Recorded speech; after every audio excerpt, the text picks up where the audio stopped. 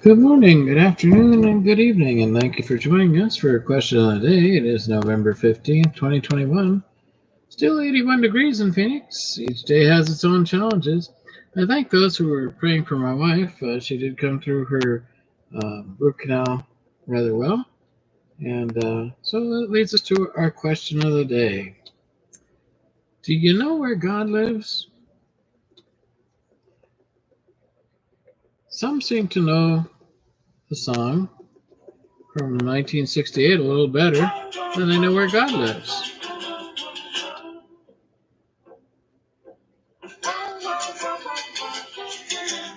Dionne Warwick.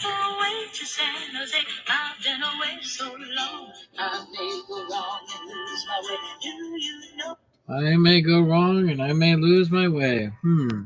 So what about that with the house of God? Where does God live? Do you have any idea? Well, let's take a look at that. What do you say? What do you think? Does God have a place on the planet that he created? Today we're going to look at a few scriptures, and when you hear them in the video, you may want to write them down. And here's one. Ephesians 3:17, that Christ may make his home in your hearts. So that's one. But here's the others.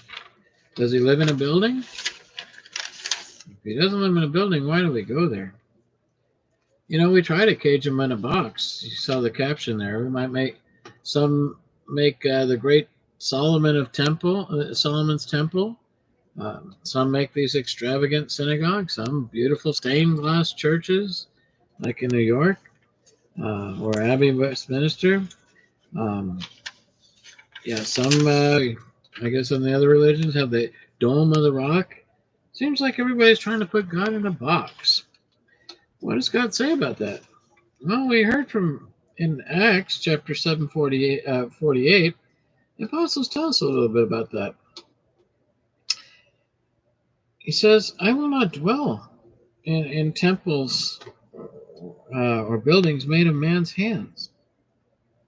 God does not dwell in relics, temples, museums, or church buildings. These are made by man's hands. Although man will build them, and man will set up a building fund, and man will collect from you quite a bit.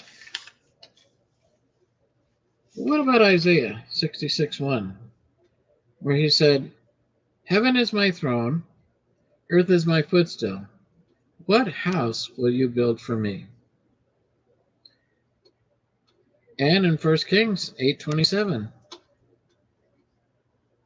if the heavens of the universe cannot contain me, what do you think it is you can build?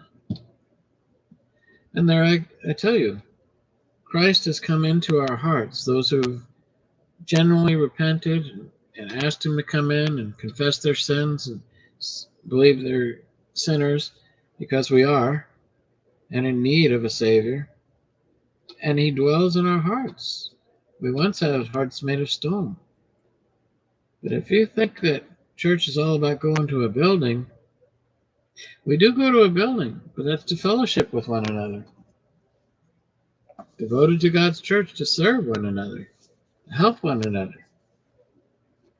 Because the church is a hospital for wounded sinners, hurting sinners. And we, as Pastor Kyle said this last Sunday, we're no better than you. We're just forgiven. And I'd hope that if you don't have Christ in your heart, that you would ask him to forgive you. A very important step. Well, thank you for tuning in.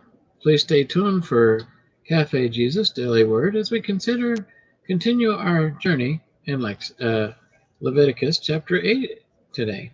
Have a good day.